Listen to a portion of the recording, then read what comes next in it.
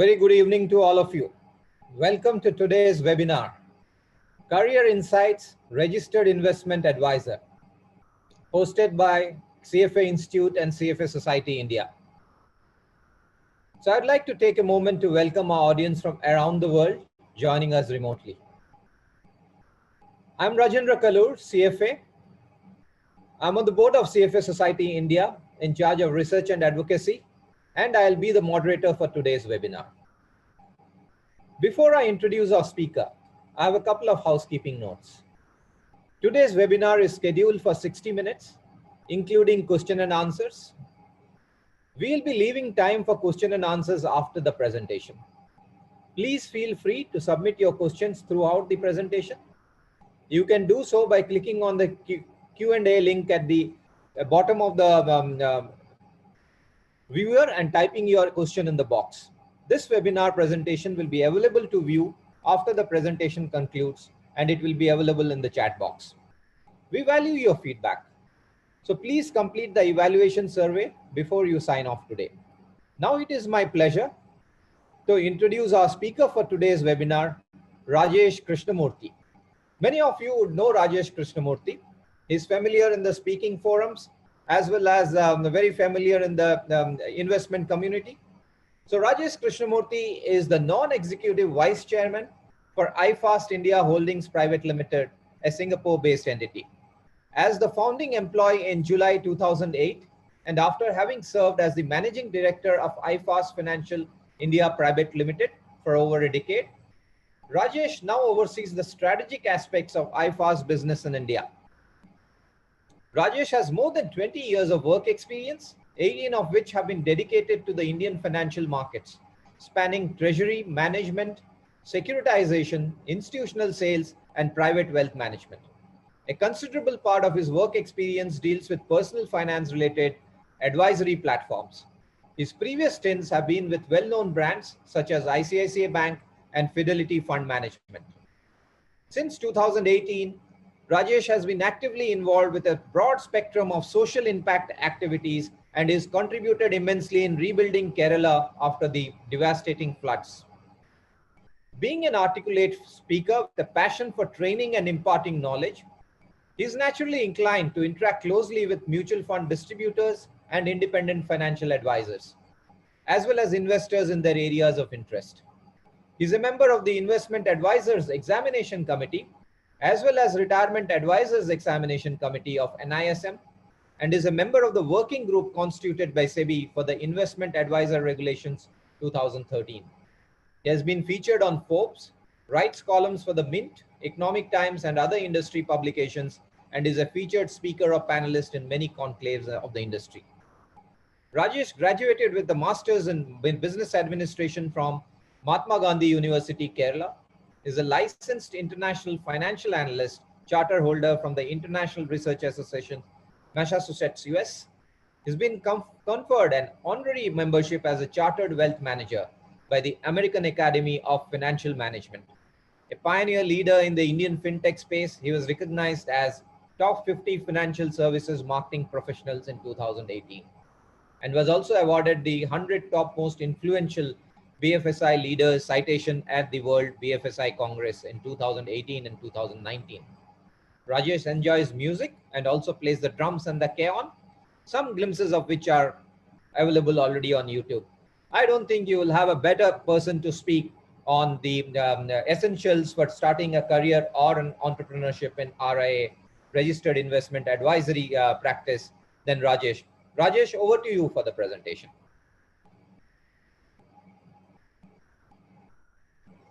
Thank you very much, Raj. I hope I am audible. Yeah.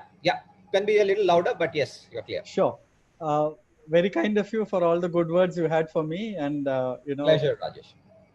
And it's always a great feeling to be connected with the initiatives of the CFA Institute and the wonderful things that you do here in India. So I take off from here, Raj, with permission. So good evening, all of you. Thank you so much for taking time out today and joining us, CFA Institute, Raj and me, on this little talk that we would have on careers connected to the investment advisory world here in India. I'm pretty much excited and delighted, to share this time with all of you. And I hope that before I start, all of you are in good health, and I wish the same for you and your family for the days and years to come.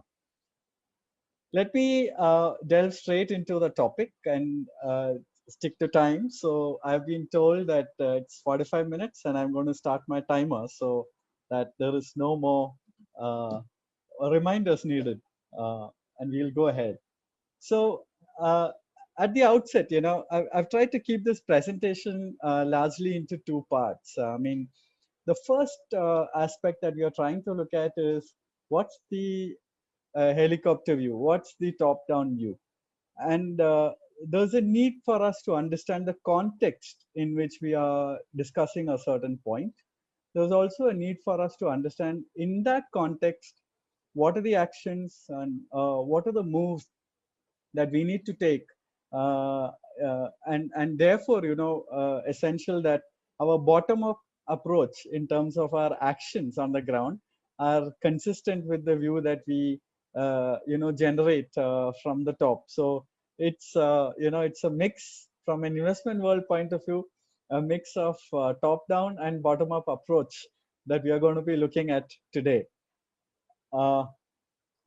So before I go forward, the only slide where I'll carry my company and the brand, and there's a reason why I have to share this, is because, like it or not, we come across so many people, especially in the online world today, who want to give, mentoring and counseling and career guidance and the such. Many a time I feel that we get swayed because the presentation is great, but then there's no skin in the game. So when I say something, I also need to prove that we have skin in the game, and just generally not talking in the air and trying to give a picture that is probably not real. So just so that you understand, when I'm talking about investment advice, when I'm talking about careers and investment advice, as an organization, we have been fortunate to be one of the flag bearers of such change in the market in Singapore back in 2000 when it was set up. And the journey started from there, and I got involved in India in 2008. And as you see now, the company has got operations across 5 countries. So we work with financial advisors. We see the needs of their clients as well, which is communicated to us through these financial advisors. And as a technology platform and a compliance solution to the industry, we learn a lot from the various changes and modifications that happen in different countries when it comes to regulations as well. And of course, the changing customer needs and their demands of what is it that they're seeking as an experience. So insofar as the rest of the slides go, you can be confident that a person who is speaking to you today is representing an organization that has got a fairly large skin in the game. With that, let's look at what's happening across.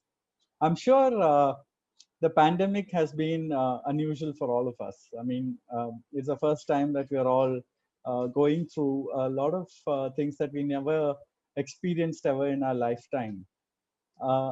So is with education. So is with a lot of other things that we see today in the world.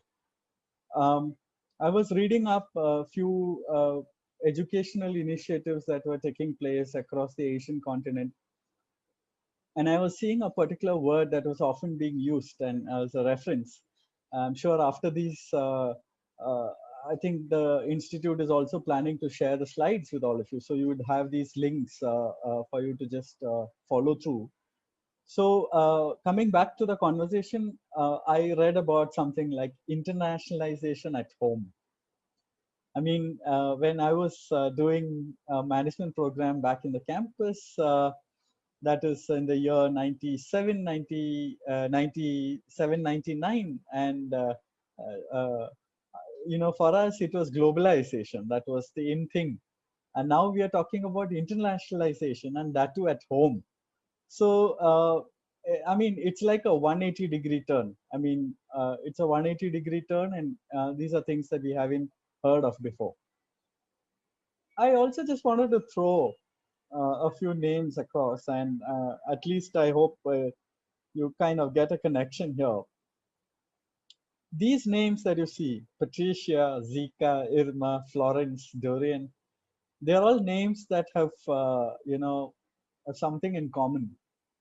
Uh, and I don't know if you want to guess it, whether the chats are open for you to guess this, but I mean, if it is, you can feel free to guess what they are. It's a bit of trivia, but uh, suffice to say that these are names that have topped the Google search in the last 5 years, except for one, which is Zika, which is a virus. All the other four names are that of, the cyclones. So look at it from a point of view of what are we searching in the last 4 or 5 years. We've been searching for things that have been connected to a cyclone. Well, that's one aspect which is unusual. The other aspect is always been both the spam messages that we get and the memes that we read on the lockdowns, the unlockdowns, and now again we are listening to second wave of lockdowns, and we don't know what's more to follow. Now, if you look at even world leaders, I mean, yesterday I was watching an apology being given by the UK leader, Boris. What he was trying to share was, he was apologetic about walking out from the house when Madam May was speaking. Well, even the leaders, and the UK went back to putting the highest alert ever on their health system as of yesterday. So, it's again lockdown, unlockdown, and back to lockdown. So, what's all this? I mean, all these things seem to be temporary. But I mean, what's common across all of this is that although we believe as human beings that these are temporary, a cyclone is temporary, concepts like internationalization at home is temporary, lockdown is temporary, unlockdown is going to be the one that would survive the lockdown. So lockdowns are temporary. But somewhere what we are also experiencing today is that along with the temporary nature of all these matters, these are also tending to be indefinite. So, when it comes to careers, when it comes to discussions on where things would go from today, understand that we are today in a world where we are facing such unusual situations. So, in this context, when we look at what can we do as people who understand money matters and therefore can apply this understanding to hopefully our clients in the years to come, what is it that we can do? That calls for a very interesting conversation. So, so crisis, whether it's economic, whether it is otherwise, there are certain things that are generic to any crisis, and we are in a world where the pandemic is today the crisis. But irrespective, there are certain things that we always see. Number one, we see that there's always some kind of displacement. Look at a typhoon, you look at COVID, you look at any crisis, an earthquake, there is always displacement of people, there is displacement of resources. Next, you have the displacement of supply chain.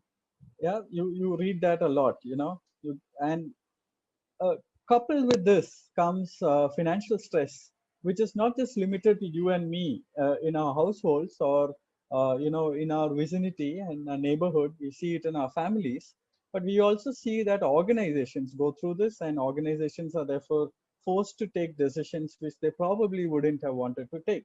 And mostly during the times of crisis, you hear the word downsizing. Last but not the least, all of these things, and that is the most important thing for us to know, is that all these things have a huge psychological impact on us as human beings, whether it's you, whether it's me. whether you're looking out for creating a career, building one from scratch, or for some of us who have already grayed, in this industry, there is a psychological impact. And I mean, I have no qualms of accepting that when there is a crisis, even I go through, conversations within me, thoughts within me, which are,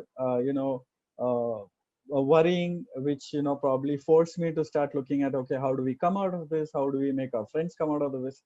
So there is psychological impact. I mean, and you get to deal with that across. So this is generic to any crisis. It's not specific to a pandemic like COVID. So if you think that all these things that you see today is like the end of the world, no, this has been happening anytime the world has gone through any kind of crisis. So with that, let's just move forward. I did a quick Google search on Google Trends. I mean, it's public information. You can search for any keyword. But I thought, let me just try and see what are the keywords that we would connect with in today's conversation. And I pulled these out, as of day before yesterday. So it's pretty recent. I look for keywords investment. I look for loans, look for jobs, and I also look for scams. Okay. So what's interesting here is that across, so it's about 16 years of data in front of you. And in these 16 years, largely the one that has outpaced all these that we have in front of us, whether it's an investment, it's a loan, or a scam, is the word jobs. So I mean, it is but natural that if you apply, global averages on even this small set of people who are there in this webinar, we can expect that many of us would be looking for jobs, or at least in the context of this topic, we might be searching for jobs. Of course, our title is that of a career, and therefore, I am specifying the word job. A job is not a career is not a job. So there is a big difference, and we will touch that as we move forward. But have a look at this. What's startling here is that the recession that began in 2009, by the time it peaked in unemployment, it was already 2011. So there is a lag. Certain issues in the world, the impact of such issues is a cascading, as we call it. A cascading impact is much later. It could take a year, it could take 2 years before the peak of certain other issues really come up. So now we don't know, as we stay today, as to where is the next unemployment peak. But we do know that back in 2009, when we had one of the greatest recessions that at least I have seen in my lifetime, the peak of unemployment was in 2011, that too in September. Let's look at what's catching up. I mean, forget about jobs. We know that we are all searching for jobs. There's a lot of global interest in searching for jobs. But look what's catching up. At least in the last, few quarters, and you could see that the word scam is definitely catching up. Of course, there was a time back in 2001, 2010, and 2010 and 2011. Between that time, when the word scam overtook the search for the word investments, because we had a lot of things happening in the US market as well. So look at this perspective from a global point of view. People are searching for scams as more than how much they are searching for investment ideas. I mean, aren't we in a world which is, pretty unusual? So just a little bit of humor. There is a generational divide. On one side, kids say they're going to be buying things for school, they're going to preparing, and that's what you see on the left.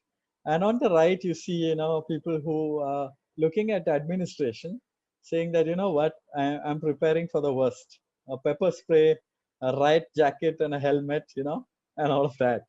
So there is a problem. There is a divide between the earlier generation and the new generation.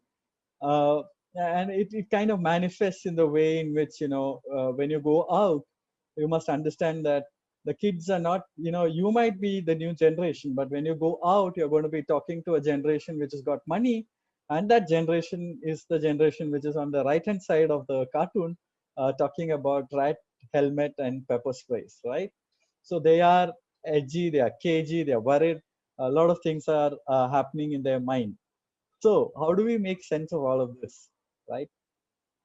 So let's just look at generations. Anytime you look at a career, you need to also have a good understanding of humans as a race. And we need to understand, okay, where are we going? What's influencing the human race? How are we likely to think? So at this point in time, I'm sure you understand this. We know we are a cusp of boomers. We have a very few silent generation, people of the silent generation with us, very few of them. But we do have a lot of boomers. We have a huge amount of Generation X. Uh, I think most of us, Raj, me, Srinivas, all of us, in the CFA fraternity might be Gen X. Many of you who are, recent charter holders, you may be millennials. And I think I wouldn't be surprised if we have some Gen Z, charter holders as well, who are just about 20 years and 22 years old. So largely, if you look at it, we are going to be dealing with a cusp of Gen X and millennials, and Gen Z will follow through. So with this information in front of us, what do we understand? There's something that the world population tells us. We are in 2020, and look at how we are in terms of how the various generations are, right? So you are the millennials and I'm Gen X. Let's put it that way. It's easier for us. And our parents probably are baby boomers. Or maybe some of you, your grandparents are baby boomers. My grandparents are no more. They probably, would have, constituted the builders. But as you see, very, very few representations of that in today's world. So this is where the world is. But if you look at this and you look at the colors that are used, I just want you to understand what's the trend. If you see from 2015 to 2040, you see a huge amount of millennials who are going to be out there in this world. And why is it that we need to understand this? Because millennials is where you're going to be handling a lot of conversations. That's something that you need to know. This is the top-down view. Millennials is where you're going to handle a lot of conversations. And there is going to be an impact of how Gen X thinks, because Gen X has a role to play, a very substantial role to play, and that you will realize as we go forward. So, there are sufficient disclaimers when I share some slides. So please read the disclaimers. I won't read it out to you. But, the difference in Gen X and millennials is not just about the kind of wine that they would want to drink. The fact is that yes, both generations drink wine. That is no new discovery. But the fact is that they have different tastes. And what's interesting is that the millennials tend to look at what's the in thing and they tend to consume it. Whereas Gen X, they have a preference and they are connoisseurs of certain things, and they have a fixation to certain aspects of their life, and it's very unlikely that they would change. So on one side, you're dealing with people who probably are going to be liking the in thing, and on the other side, you're going to be dealing with people who probably have more money than the millennials. I mean, I'm not including the startup enthusiasts and the people who made a big buck and a quick buck, but I'm talking about people who are generally the millennials, where the wealth is more dispersed towards the Gen X. So I mean, I think some of you who are youngsters, the forum called ISEC. ISEC has a very simple but beautiful slide that demonstrates some of the common traits that you see in millennial people and in Gen X people. But what I want you to understand is, in the context of our discussion, the Gen X are people who are adaptable, and they value people who are ethical. Just two things. Let's just keep that in mind. Ethical, transparent, and they are adaptable. On the other side, if you look at millennials, they are people who are optimistic. They are optimistic. At the same time, they are very goal oriented. It's very important for us in our profession. So they are optimistic, they are goal oriented. They also like to have flexibility and a very collaborative work environment, which means that in the earlier avatar, maybe Raj, me, when we went and met certain clients, we might have had a conversation based on what we have already created. We have a discussion with them. Maybe as we move forward, when we speak with millennials, they may say, let's collaborate as you work on my plan, for example. These are things that we would face as we work with millennials, right? So let's look at what's the greatest common factor. It's not a math question. It's a very philosophical question. What's the greatest common factor when you look at generations transforming from 2015 all the way to 2040? What happens when the red color disappears from the graph, or the light blue color of builders who disappear from the graph by 2020? What happens when red is completely eliminated? Baby boomers are completely out of the graph in 2040. And what happens when Gen X is heading towards disappearing from this graph, and it is getting more and more cluttered with the light blue and the dark blue or the navy blue? Yeah, what's common? The one that's common is wealth transfer. Every time there is a generational change, there is a huge amount of wealth transfer that happens in the world. In fact, if you see some of the research that has been done, and I have sufficient, numbers for you to look at later, and links for you to refer to. I just picked this up from the PwC report. A phenomenal $30 trillion of wealth is going to be transferred from the baby boomers towards the Gen X and the millennials. And if Gen X decides to transfer wealth from them to the millennials, it's going to add to this number. So put it in the context of COVID, I would assume that these numbers will only double from here. Because if you ask me, already I am talking to so many of my friends saying that, have you written your will? Have you, made sure that, your parents have written one? Have you spoken to your relatives about this? It's a conversation we have because, first circle, we have started losing people. I mean, like it or not, this is an unpredictable environment. So when you have unpredictability, you need to de-risk as well. So what do you do if you want to de-risk? So wealth transfer is bound to happen. So many a time what happens is that when we look at careers, we focus on wealth management, but in the context of wealth management, this is how the graph looks today. We are all familiar with what is a financial planning pyramid. But when I look at what is happening across the world today, and definitely here in India as well, this is how the pyramid looks like. It's nowhere like a pyramid. The maximum amount of our interactions, the maximum amount of our education, our focus is on the profit and loss of the client. We are even within the community here, we are learning a lot of analysis of investments, of the securities, of strategies to hedge, and all of that, right? So on one side, we are focusing on the profit and loss, and on the other side, we are also looking at hedging such positions. So we are kind of, managing the balance sheet risk. But other than that, if you ask me, there is very, very, very tiny focus in comparison to this on succession, on wealth transfer, which is part of succession, on not having a situation where somebody dies intestate. Where the intestate means there is no clear succession that has been written down, And many times we think that succession is about writing it down in a piece of paper, and this is the job of the legal fraternity to help one of our clients write a will. No, it's not just about writing a will. There is a lot to it. There is a lot of math in it, and there is a lot of hand holding in it.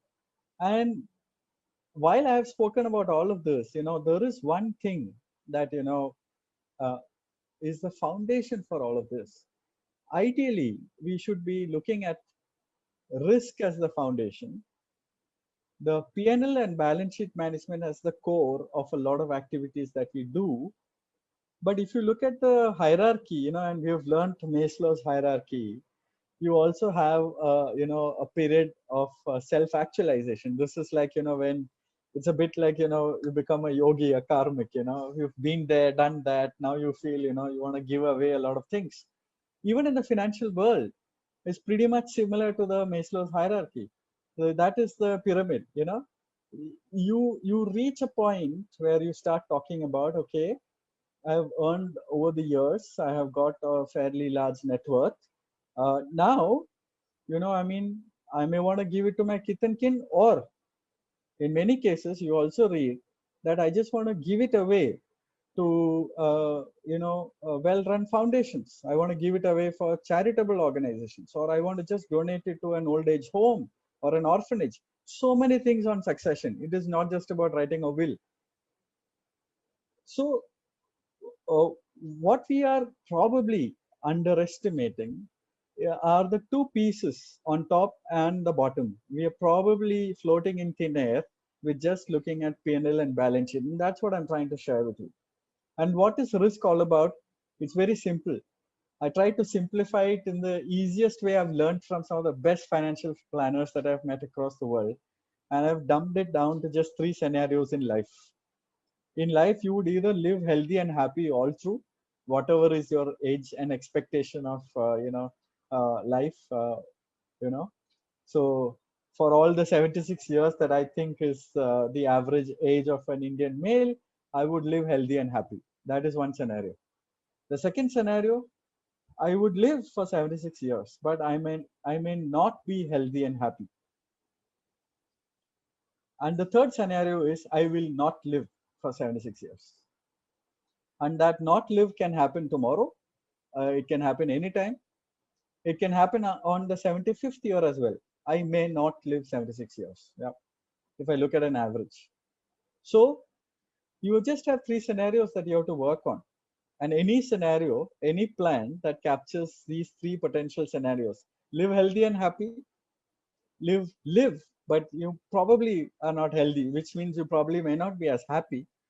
And last but not the least, you die quickly. You don't die after 76, but you die before. There is a risk. There is also a risk of living beyond 76, right? So all these are risks, and you have various ways of managing this risk. You can take various insurance products that can help you tide over this risk. But where is that genuine conversation? Where is that genuine structuring? Where is that you see this in front of your own friends and family? Have you come across a single friend or family who actually tells you that, I have had a discussion with somebody and I have this documented for me and my family? I have this. How many of you would have come across this? And so I go back to what Peter Lynch says. I'm an ex-Fidelity guy. I love Peter Lynch. Peter Lynch often says, and if you read some of his books, he says, a lot of ideas, and including investment ideas, so he's talking about investment ideas, come from day-to-day life. I just have to add a corollary to that. A lot of career progressions also can be picked up from our day-to-day lives. You go around and do a dipstick. You find out if any of your friends and family members, or even your second circle, have got a proper succession plan in place, or proper risk management in place, then probably somebody is already doing this job. But 9 out of 10, and I wouldn't be surprised if you get 10 out of 10, if you don't have this, that is exactly what we are talking. That is exactly the opportunity in front of us, and that is exactly the 30 trillion that this world is looking at. And when you look back at the first slides that I told you, the people who are looking for such kind of resources are also equally looking at the keyword scam, because they don't trust the person or the persons who come in front of them to talk about their money. So we are in a world which is not just unusual, but which has also substantially eroded in trust, especially in the financial services area. So if you ask me what is a career and what is a job, I would say the career is in building something that is on fundamentals, and it is driven by the trust that you will automatically get when you go in front of people. When they see you, they will say, you know, this guy is trustworthy. I've heard about him from 10 people, or I've heard references about him. I can trust him with my hard earned money. I can trust him with my family's future. It's not just about money. So let's look at what it is, you know. So some of you, I mean, I understand from the friends in the CFA Institute that some of you are trying to look at a career. You're going to start off. There are some of you who are in the middle of your career. Some of you who are going through, you know, maybe unusual situations in your life today. Maybe downsizing is happening. There's some job loss. There could be some of you who aspire to create something because you have been there, you've done that as an individual, and right now you want to aspire and do something different. Well, I think at the end of the day, any financial advisory firm largely has two parts to it, and that comes from the customer experience. So today, a customer experience or a client experience, as I would like to call it, a client experience comprises of two things.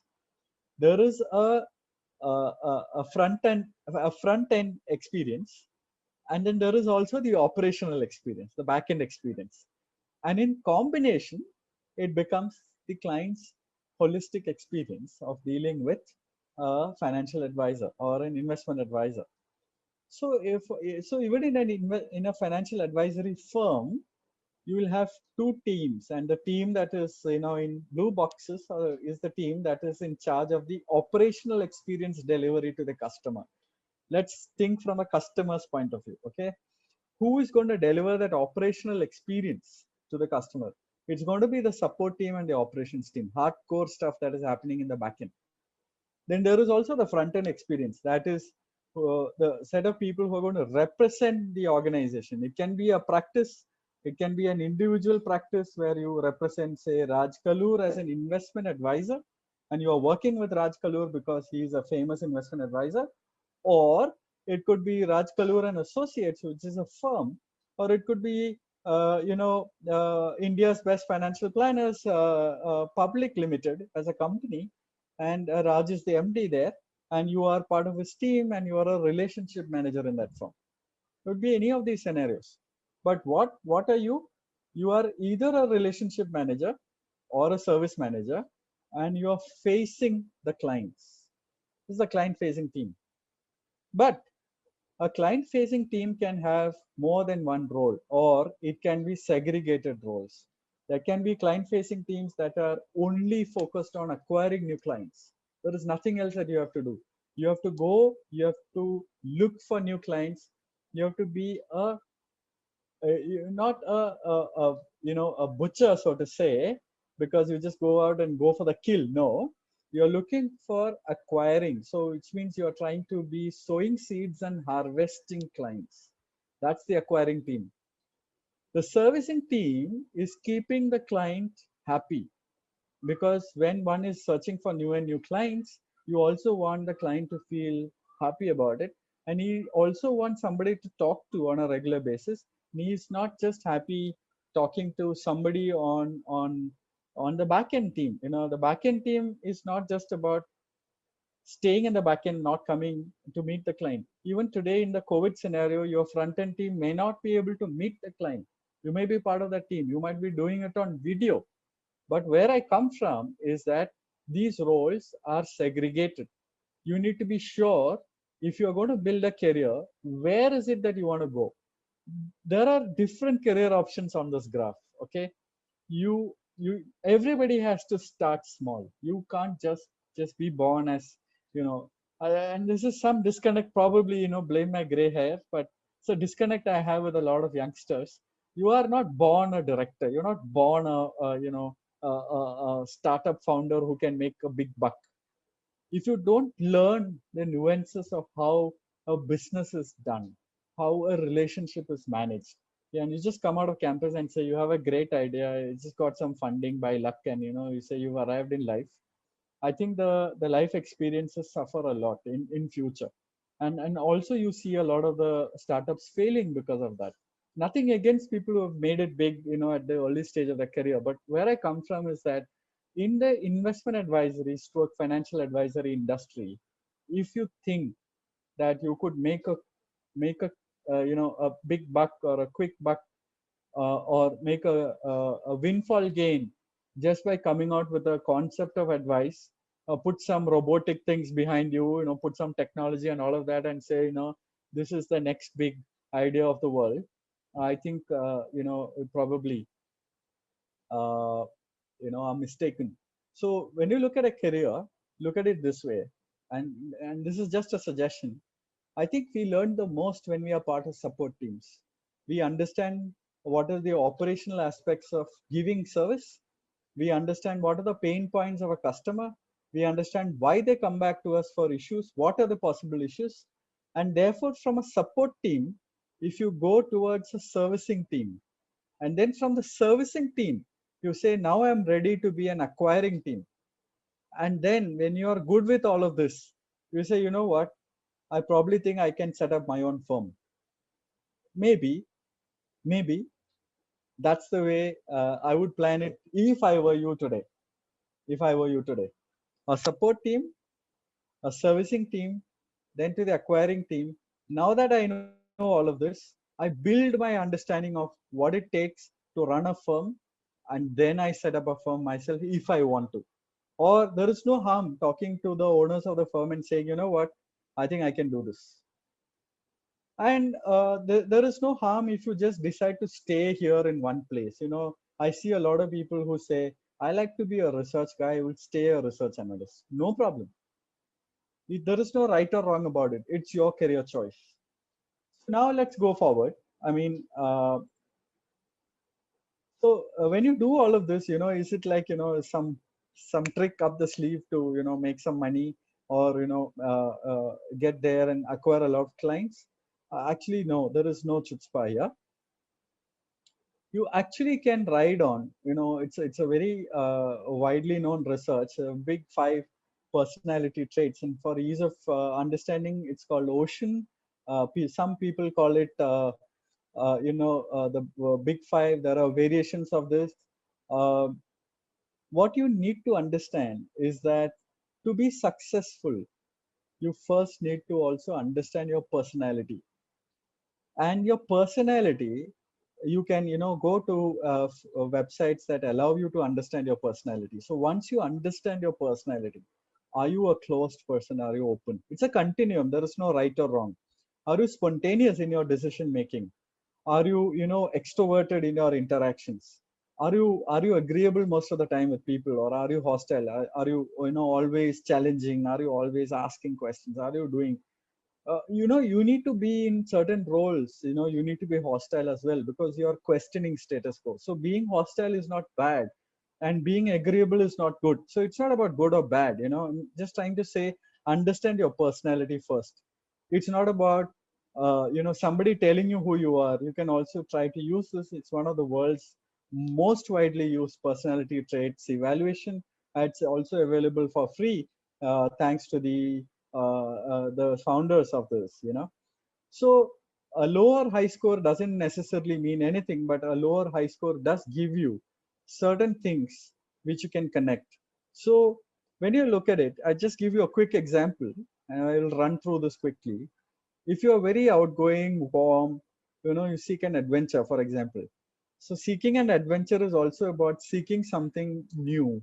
So probably if you're very reserved, withdrawn, and quiet, or customer facing, and that to an acquisition role, may not be something that you will connect with. Okay. So maybe you are making a wrong choice Intrinsically, you are not such a person, but then you force yourself selling. That is where the money is. Let me go there. It's just an example, and you can create your own examples. When you look at this aspect, of your personality.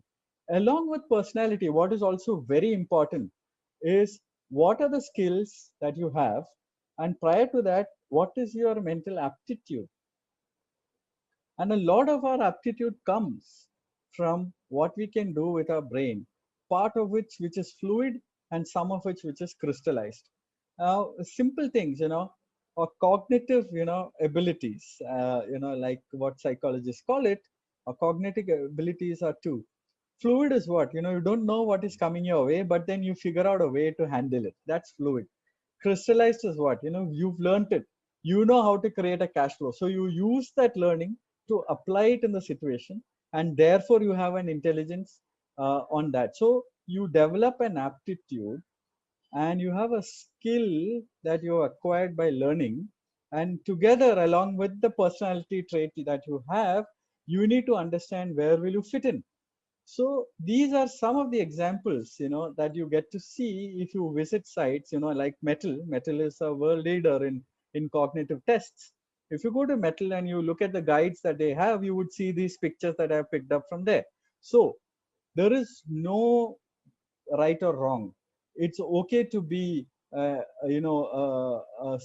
analyst. It's also okay to be an innovator of products or services. It's also okay to be, in a research role, trying to figure out new ideas, new insights on customer data to help your client team.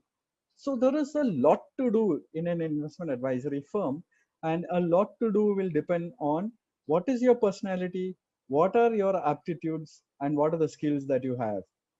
Please understand, if you don't have a skill, you can learn the skill. If you don't have an aptitude for it, you can develop that aptitude. If you don't have that personality, you will have to consciously work towards changing your personality. So anything here in this slide, if you have to make a change, it is going to take time. Anything on this side, you will be probably, depending on how good you are with your memory, with your brain power, you would be able to acquire it probably quickly or probably in shorter time than the previous one. So have a watch on these aspects. Now, the other aspect is, okay, so now you know that an investment advisory firm is how you saw in the previous graph. I mean, you have a firm, you have some directors, you have some team players. You could fit in somewhere or anywhere, or probably you can be all around the place if you want to be an all-rounder. But then if you are there, you need to be paid as well. How is it that you get paid? Is it just salaries? Is it something else? But to get you to be paid, today's generation, I mean, the beauty about being in today's generation is you also need to understand, where does the firm make money? You can't just be thinking like, every other person today in today's world, that, you just join a company and your salaries will be paid, irrespective of where the company can make money. So in this space, what I would like to draw your attention to is that you need to understand how a firm in financial advisory makes money. And it is largely, the largest constituent of any firm that makes money is fees from its clients. That is the largest constituent. And the other constituents that give revenue are referrals that you probably hand over to a service provider, like, if you have a legal expert, not inside your firm, but outside, and you hand over a customer and they pay you a referral fee. Maybe some products are not commission free. So by way of disclosure, you can disclose and you're still able to get some commission. Maybe some commissions come your way. There are a lot of people who underestimate that a career in investment advisory is also possible if you don't do direct advice with any customers, but you just sit and say, I can be a contingency planning practitioner should something happen to you, Mr. Individual Advisor. I don't handle direct clients, but should something happen to you, you go on a long holiday, or you have a problem in your family, or you have a disability, or probably you are no more. In the interim, your clients have to be managed. So I can back you up. You just pay me a certain fee, I will back you up. And whatever is your plan as a succession, you implement that plan, maybe sell your company to somebody, maybe hand over to some other person, maybe hand it over to, you know, your next of kin. But till such time such things are taken care of, I will handle the financial advisory aspects of your client. So you can actually, without going directly to a client, also create a service which is giving financial advisory, contingency planning practitioner services to customers, right? And of course, you know, if you're very good with what you're doing, your company is going to make some money, the profits are going to be accruing, and the cash can be there, and it can generate some treasury income. I will be rushing a couple of slides now. I know it's 45 minutes, but please give me a few more minutes, Raj, with permission. Um, Go ahead, Rajesh. Thank you, Raj. So now that you know what are the revenue sources, you also need to understand traditionally what are the models in which people offer you, you know, a pay. So what you need to also understand is that largely in the world, an eat what you kill model is what is used, and it's a very unfortunate way of describing it. But eat what you kill is as much as it sounds. If you get something, then you are given something, which means unless you acquire a client, the client gives a fee, I can't pay you. Or your income is dependent on the income that you generate from your clients. That is what it means. It has its pros and cons, and it's something that you can easily Google.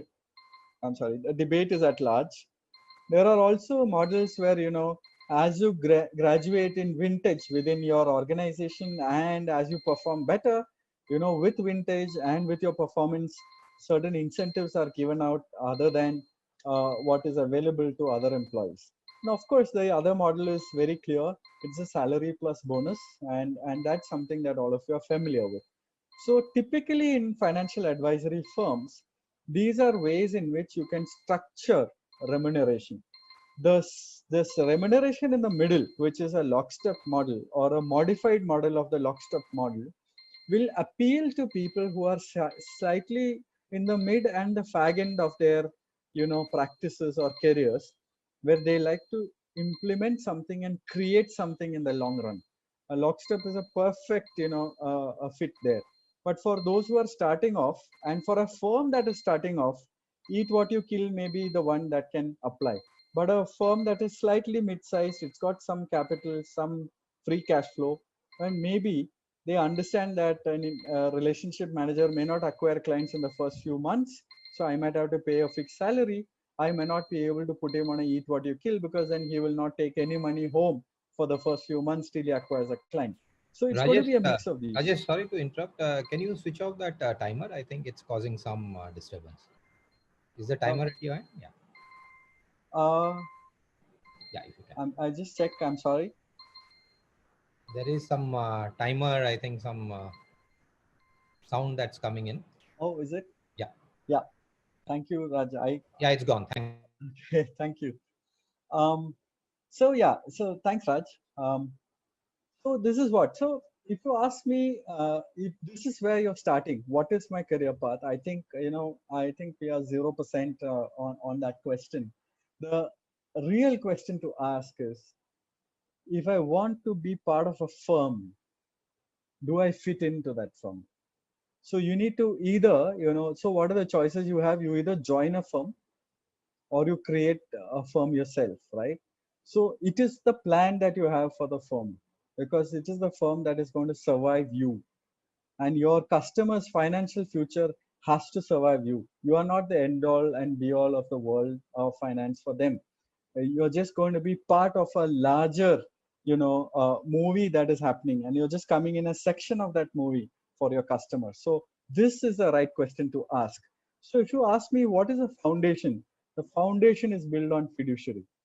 You need to be putting yourself in the shoes of your customers before you do anything whatsoever, anything.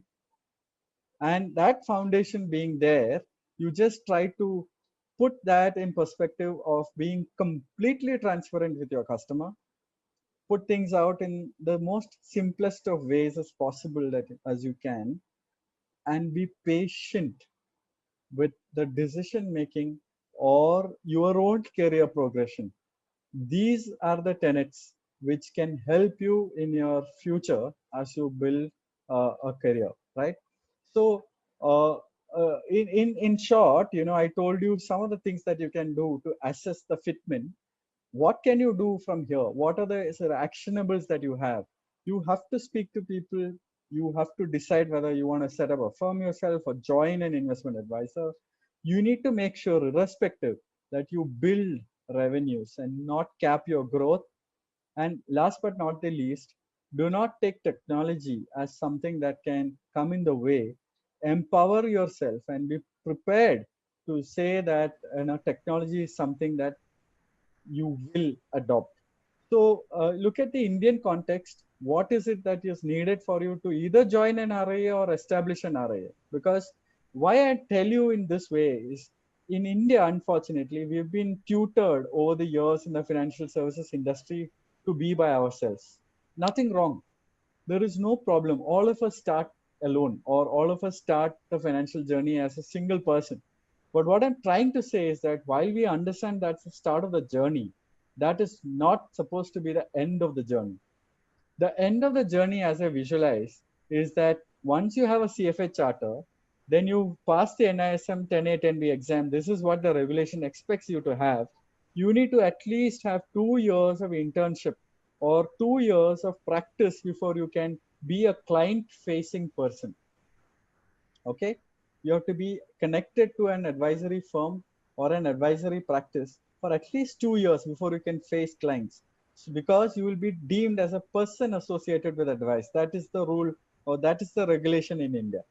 And if you want to set up your own firm, you need to at least have 5 years of total experience in such a scenario. Okay, so if you are just out, you have completed all your studies, like it or not, without 5 years you can't establish your firm. Without 2 years you can't be customer facing. So let's get that as a starting point. And what I would encourage you to do as you go forward is aspire to set up a going concern, and after that, provide mentorship. Last but not the least, to sum up, we all start small. And we are soon going to be the weekend, and beers is something that most of us enjoy. Just giving you a simple thing. All these dots on the US screen are microbreweries. Okay, and all of them which are in green have been acquired, which have been in blue have been acquired by large companies like Heineken or InBev, right? So there is nothing that stops you from starting small. Be passionate about what you do. Be passionate about what you brew. If your craft is good, okay, if your craft is good, even a big person will come and say, I want to take you. I want to take you into my wings. And so if you think that the road ahead is governed by all of this on the screen, I think that's not what it is. The road ahead is not governed by any of this. The road ahead actually is governed by your choices. So to sum up, I would say, think good thoughts, say nice things, do good for others, and I'm sure everything is going to come back. Thank you, CFA Institute. Thanks, Raj, for extending my time. Yeah, thanks, Rajesh. It's been exceedingly insightful, and given your expertise, and also in terms of your engagement with the regulatory authorities, at various levels. I think it's been a very, very useful session for people who are attending. Of course, there's been a fairly a good amount of curiosity that you instilled amongst the audience. And right now, I am grappling with the time and how to put all the questions to you. There have been very, very good questions that have come. I think let me start with the first principles itself. There are a couple of questions in terms of starting an RIA practice. Of course, you touched upon the qualifications and the requisite practice for RIA practice being setting up or applying for a license is 5 years. But what are the various steps one has to go through in terms of the documentation application to SEBI? I think there is some element of curiosity amongst the audience in terms of what it takes to get a license from the regulatory authorities. Sure. Should I stop the screen share if you would like to, Rajendra? Yeah, you can if you want to. Okay, sure. Yeah, yeah. So I think a couple of things. When you apply for an investment advisor's license, I mean, there are two ways, or rather, there are two kinds of applications that can be given to the regulator. One is applying as an individual, and the other is applying as a corporate. And I mean, as a either a limited liability partnership or a private limited company. So the application process is fairly administrative and straightforward. But what I would like to highlight here is that if you are an individual and you are applying such a license, then you are compulsorily, as per the regulation right now, which is coming as an amendment, you compulsorily can deal only with advisory customers.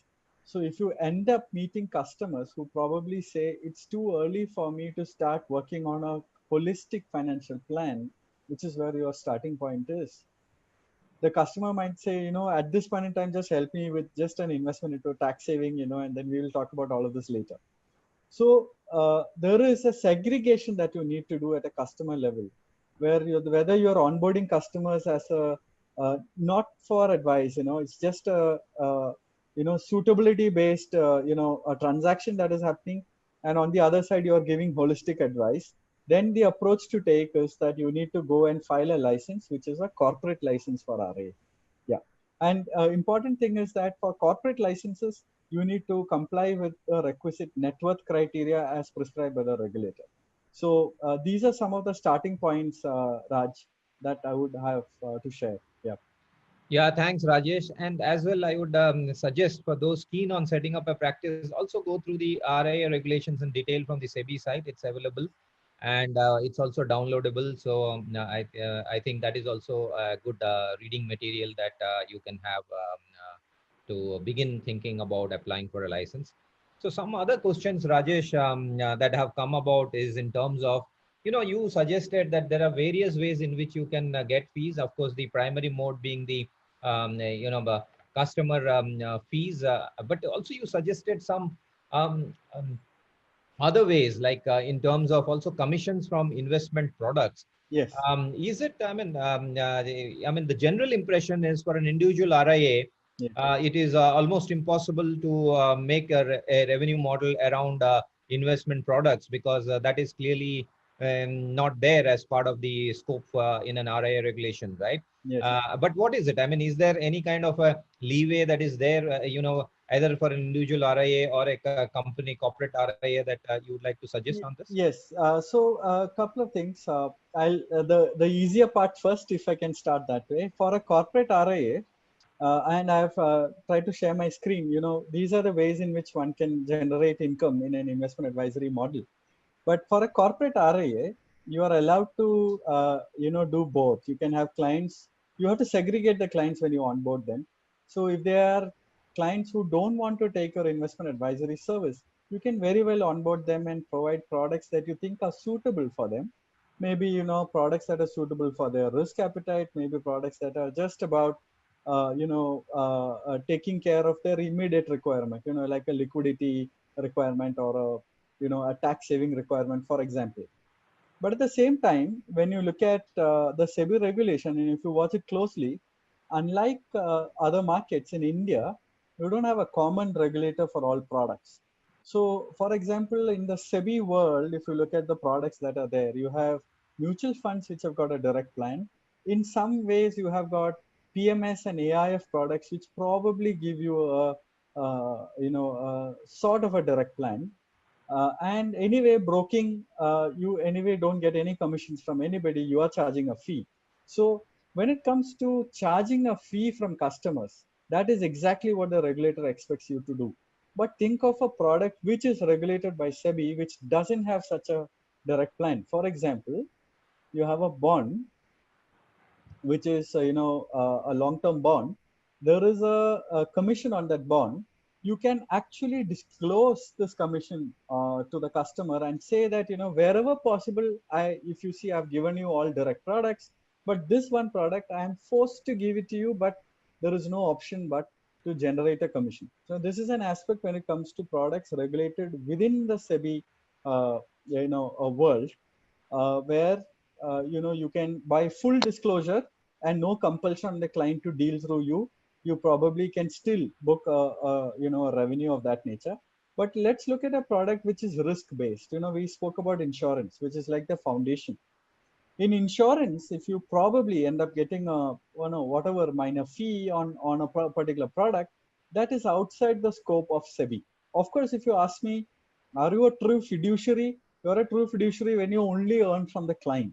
But in the Indian context, if you have products where there is no direct option, or maybe the direct option or the so-called not the direct option, there isn't much difference to the client, but it just makes it easy for you to service the client. Then with full disclosures, you probably can give that term plan or probably can give that health insurance plan, and maybe you are deriving some income from that. That is not seen as a violation of the investment advisory guidelines, because that product is not regulated by SEBI. But again, like I said, it is the spirit with which you deal with the customer. So that's the clarification that I would like to give. Yeah. Yeah, thanks, Rajesh. Very useful. And yeah, you opened up certain opportunities. Otherwise, I think people, general impression is that one is get very hemmed in terms of the scope of the revenue model prescribed by the regulator. And so there are other questions like, some interesting one which you might find it very relevant. One question that comes in is, are there any bigger RIAs in India that one can affiliate with? Maybe a platform kind of a setup. Okay. At the cost of not seeing as recommending my own company services, I just wanted to share, that we set up an incubator for RIAs in India. It's called the iFAST Global Markets worldwide. But in fact, we started in India as a investment advisor incubator back in 2013 when the regulations came up. We started off in 2014. We said, if you do not have a license, we'll pick up a license and we will groom you to become an RIA. I would say that, in today's context, you have quite a lot of people who are, entrenched in the market. I mean, some of you in the CFA leadership, you have practices as well. I think the starting point for most of our youngsters should be that, I would say, you must associate. I would say you must associate with a practitioner. And such practitioners are very easy to find. You look for some of the award winners. You just Google for some of the best financial planners in India.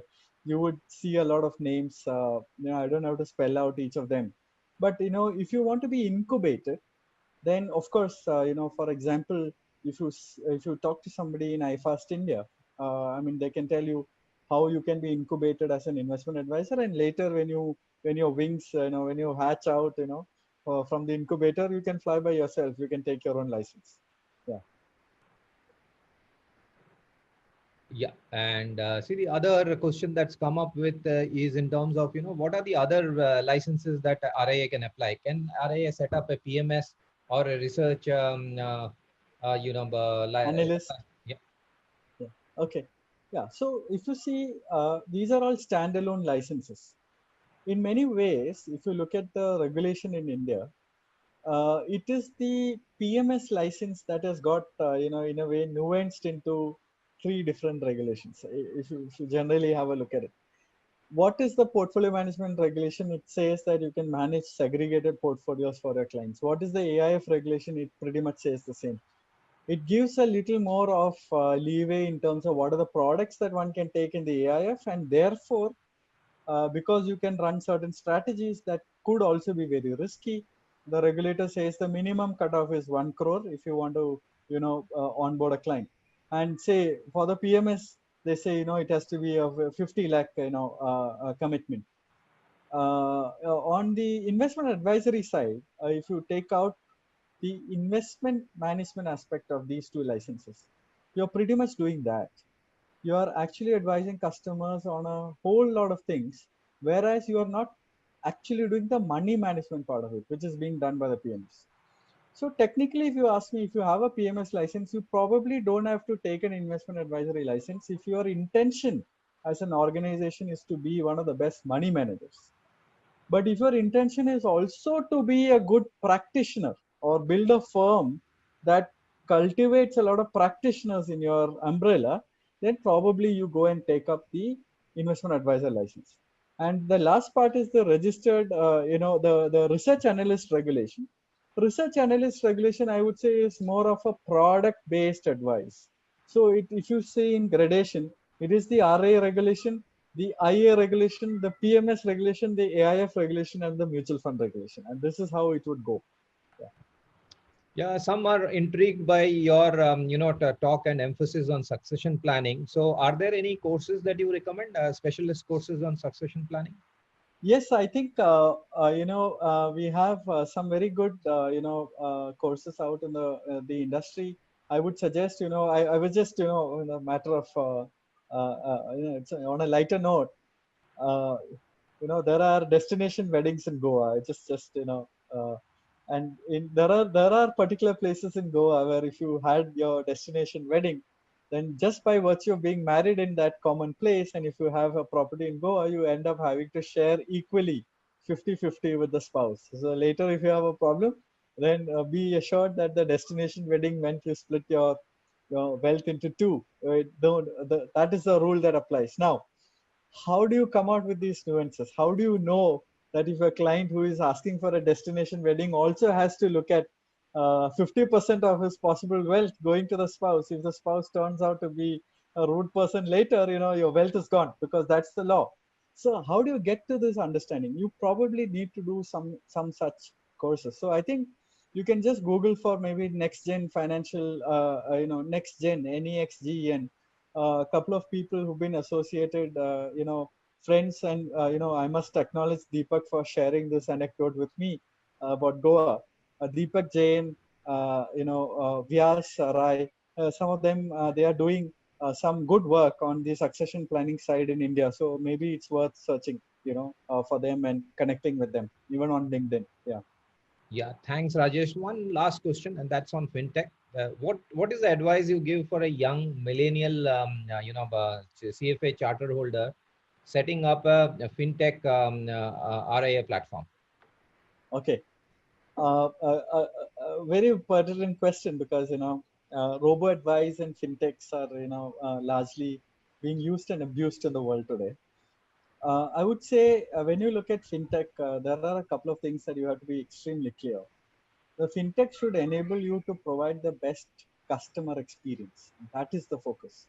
So use fintech to build the best customer experience. And the customer experience, as I mentioned earlier, comprises of two parts: the front end experience, and then there is the operational experience.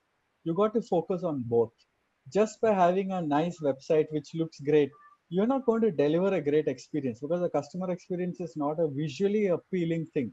Customer experience is the entire experience of moving through your solution. And along with the fintech, what you need to understand is that millennials also want to interact one on one. So one-on-one need not be face-to-face physically, but it can be face-to-face virtually. So you need to build your fintech module in such a way that your interactions with customers are also embedded into the customer journey. So if you do these things, if you can get this in the proper way, and make sure that you're completely transparent in what you suggest, and you don't have veiled I have seen, even in India, I have seen implied consent being misused by fintechs. Let me be very clear, implied consent being misused by fintechs. Don't go that path. It doesn't fit an investment advisor. Take explicit consent for whatever you want to do with that customer's money or his plan, and then move forward. So these would be my frameworks, that you should not breach when you create a fintech solution for millennials.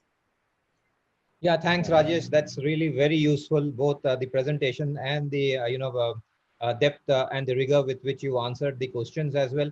Of course, there are some questions which are very personal and individual. We are running out of time. Hopefully, we would have covered that as well. But clearly, some are some of the details are very clearly mentioned in the regulations. So I would again urge you that please go through the regulations in detail, because there's a lot of things that are mentioned there, and you will find it very clear in terms of the understanding as well with respect to those queries.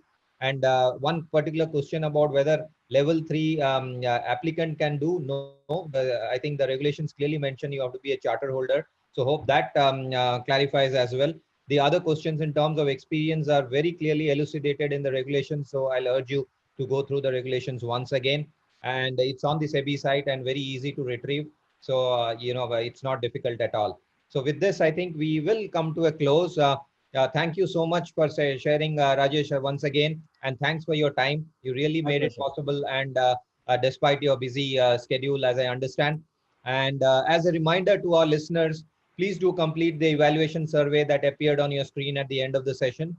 Also, for the CFA Institute and CFA Society India members, you can claim professional learning credit by logging in to the professional learning tracking tool.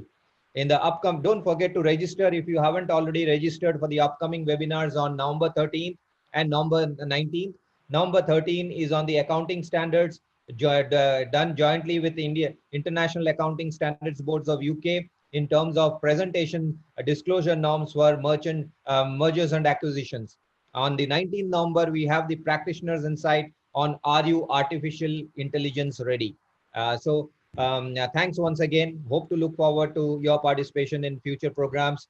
And with that, we come to an end. And thanks once again, Rajesh. My pleasure. Thank you. Thank you, Raj. Bye, all of you. Take care.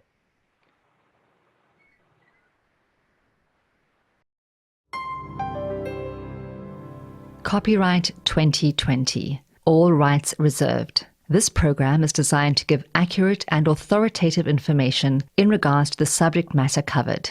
It is distributed with the understanding that CFA Institute is not engaged in rendering legal, accounting, tax, investment, or other expert advice.